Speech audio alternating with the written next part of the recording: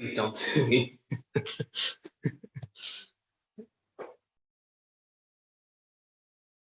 Okay, so contrary to the trend on the internet of bashing Teslas, I'm going to start this off in a completely different way. I'll start by saying I'm a huge fan of the company and their products. Honestly, I've driven pretty much every Tesla vehicle that's come out in some guys, and I've enjoyed each one.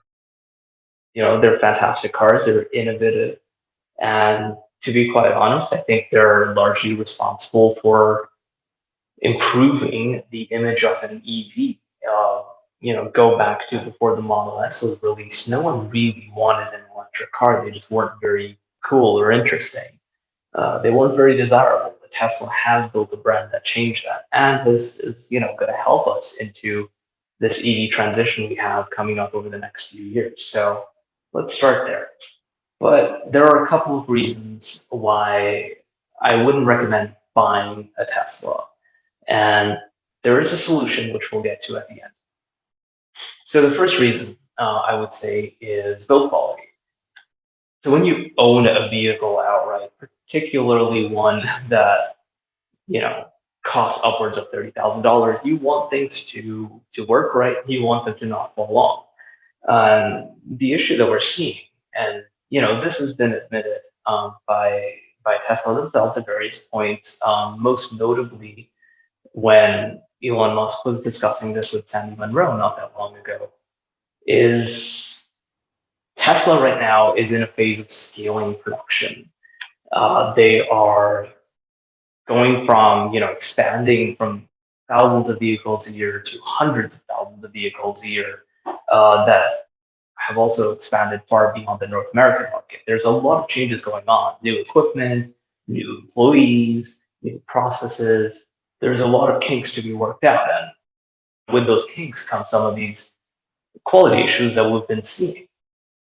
You take a quick gander around the internet, you'll notice a lot of issues around panel gaps not matching up. You'll notice bumper issues. You'll notice sunroofs coming detached. None of these are particularly comforting, but honestly, they are a part of trying to scale a product, especially trying to scale an innovative and new product very quickly. So you can't blame them for it, but we do have to point out that the build quality is a concern if you own a vehicle. And that brings us to the second part. So if you own a vehicle, it's a fair assumption things are going to go wrong or need maintenance over time. Now, if you own a Lexus or a Mercedes or really any other car, you can go to the dealership, of course, and but for whatever reason you don't like what they're telling you, you don't like their price, you don't like their service promise. If there's anything you don't like about that experience, you have the option of going to an independent mechanic. They are able to source parts outside of outside of the dealer network if need be. They're able to perform tasks and repairs and maintenance outside of the dealer network as well. It gives you some options, and if they're reputable, the result might be just as good, if not better, than what you were getting as at a dealership. Now, the problem with Tesla is that doesn't really exist. Minus a few discongruous efforts, that just doesn't exist. Tesla does not like people servicing vehicles unless they're Tesla employees. They do not let you buy parts if you're not part of that Tesla garage and Tesla workshop. It's just not something that's available in the open market. So really, your only option for getting any of these issues addressed is going to Tesla itself. And the biggest problem with that, other than the fact that you are completely beholden to whatever cost and timing and service quality that you're promised by Tesla and that you really end up receiving, the biggest problem is you're at their mercy for what can and can't be repaired. And we're seeing some of this recently where something that might be a fairly minor issue and generally wouldn't be a challenge to repair, like mounting points for a bumper, Tesla just doesn't really seem to put forth an effective solution for. That's not a good place to be if you own a vehicle and especially an expensive premium luxury car. You do not want that experience of being told that your car is now junk, even though it might be a pretty small issue. Not great. And that brings us to the second part. So this sales and service piece is really key. Now, if you're in warranty, you're covered. If anything goes wrong, Tesla is responsible for making it right and making sure you have transportation in the meantime. So you're sorted out if you're in warranty. But if you own a vehicle, you probably want to own it beyond the warranty period. So, a few years down the line, when that warranty has expired, if you have any issues, especially if they stem from that build quality piece we talked about earlier, you're at the disposal of Tesla. They decide whether or not they'll fix it. They decide whether or not they'll help you fix it, and they decide whether or not they're going to take any accountability in this entire process. And to be honest, that's not a great place to be either. You don't really have any other options other than going to Tesla and having it addressed. Now, I'm sure a lot of this is going to get better with time. Obviously, the vehicles are going to get more prevalent. People are going to find ways to work on them, find ways to get parts. But even beyond that, the reliability is going to get better. We've seen numerous conversations happening with industry experts like Sandy Monroe and Elon Musk about this quality issue, and it all comes down to scaling production. Right now, Tesla is between going from making thousands of cars to making hundreds of thousands. That scaling, there's always going to be quality issues. Your best options are to buy it at the beginning when everyone is paying attention to your output quality, or at the end when they've tried and tested and failed and succeeded at making a repeatable, reliable, quality product every single time. That's where we're at. So, how do you get around this? Obviously, you and probably many people want to own a Tesla. So, how do you get around owning a vehicle if you can't buy it?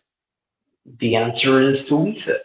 And leasing is a bit of a black art sometimes, and a lot of people understand it. But really, the main point here is you want to make sure you have it out if you need it. When you lease a car, you have only signed on for a certain commitment, and generally for that commitment, it's going to be within a warranty. So any issues you have during that period can get addressed fairly easily by Tesla themselves. And at the end of that lease term, when your warranty is also going to be coming to an end, you can then decide. You can then decide, is this, has this experience been trouble free?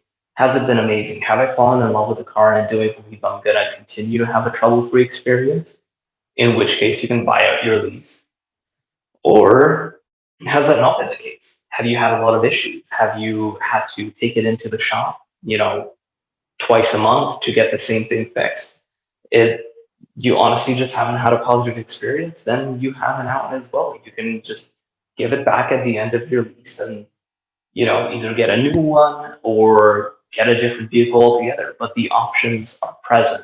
You don't have to deal with the variabilities of taking a huge depreciation hit or a huge maintenance hit. It really just makes your life a lot easier for a car like Tesla in the state we're in right now.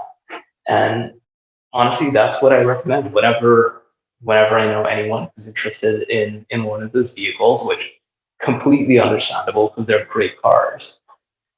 That's my recommendation. Do not buy it.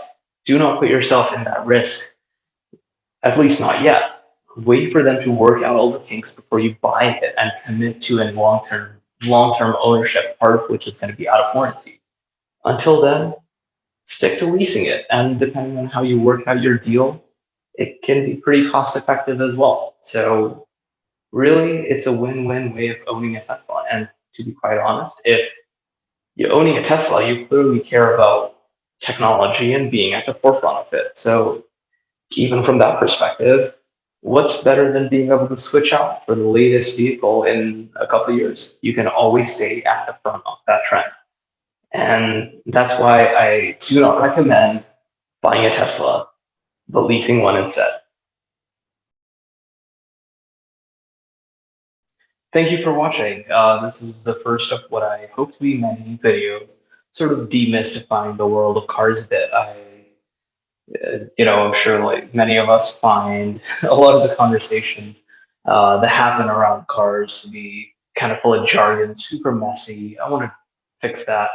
I want us to just have simple, quick conversations and really demystify some of the newest and most interesting car topics out there so you as a consumer can make good decisions. Please feel free to leave your thoughts in the comments section below, especially if there's anything you would like for us to talk about in the future. And hit subscribe, and hopefully I'll see you at the next video.